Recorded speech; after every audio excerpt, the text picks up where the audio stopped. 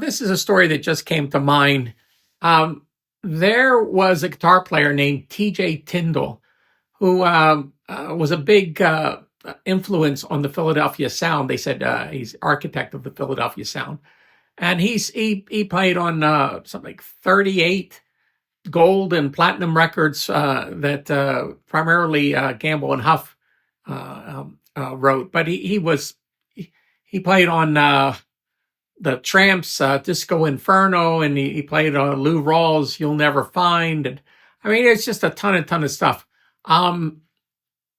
Well, here's what the story is. My wife was a friend with a lady who owned a record label up in New York. I think her name was Nina.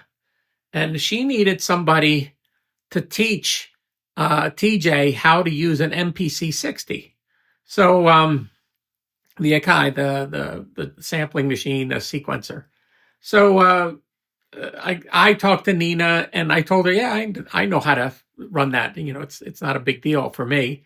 And she said, well, could I pay you to go to TJ's house and teach him how to use that unit?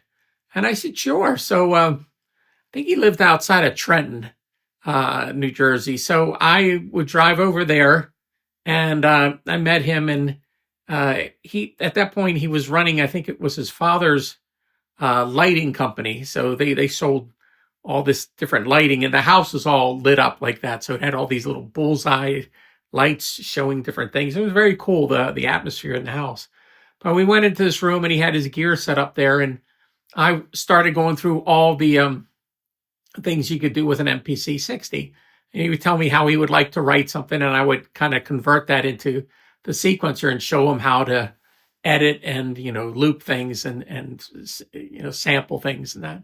But we started talking, and he had his, there was a Stratocaster sitting in the corner, and being a guitar player, I started asking him questions about it. And he was telling me, I think it was a 1973 Strat, and that was the guitar he used for everything.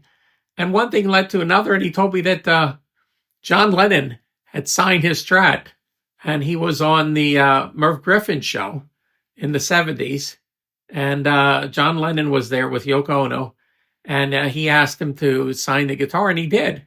And I said, well, where's the signature? And he said, well, it wore off. He says, over the time I kept playing the guitar, and he says, this is my main piece. So and it was just kind of like a natural wood guitar.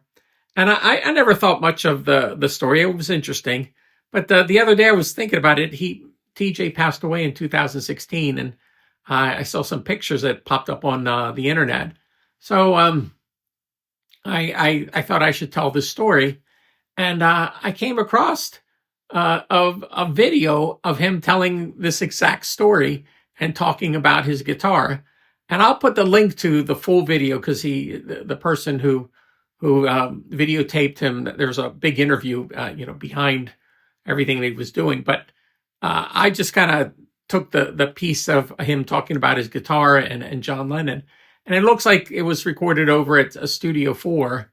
That they were doing a project over there. But he basically, he says exactly what he had told me. And I told people for years about that story. And they thought, oh, that's interesting. But it's kind of interesting to get it right from, the person. So at the end of this, I'll tack on the video so you guys can watch it. And if you want to see the whole interview with him, I'll put the link in the description so you can see it. So that's my TJ Tindal story. I went up to his house like 2 or 3 times and taught him how to get, around that MPC 60, which is a fantastic piece of gear. And he was such a nice guy, such a polite person. So no ego at all. So I really didn't know who he was, and he didn't really mention who he was playing with. It just after his death, I looked him up and I found out all these things about him. So there you go. So right here is my pride and joy. This is my 1973 Stratocaster. This fella's been on 38 gold and platinum albums, and it's been on the road with me with many, many people, and I'm just extremely proud of it and very attached. 1972 or 73, I was with the Chambers Brothers, and in fact, in that band at that time was the drummer from Parliament Funkadelic, Jerome Braley. and we were on the Mike Douglas show with John and Yoko as co-hosts.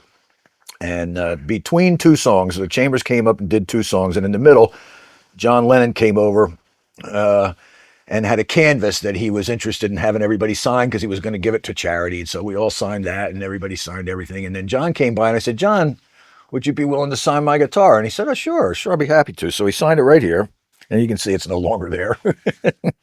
So he signed it. And then afterwards, Yoko came up and she said, oh, you like me signed too? I said, no, that's okay. No, that's okay. I don't think so. So that was on here for a long time, and everybody said, you really should, urethane over it or something. And I'm 23 years old. I'm like, that's all right. I'm sure it'll probably be there. I'm not going to worry about it. And sure enough, it wore off. But I know it's there. So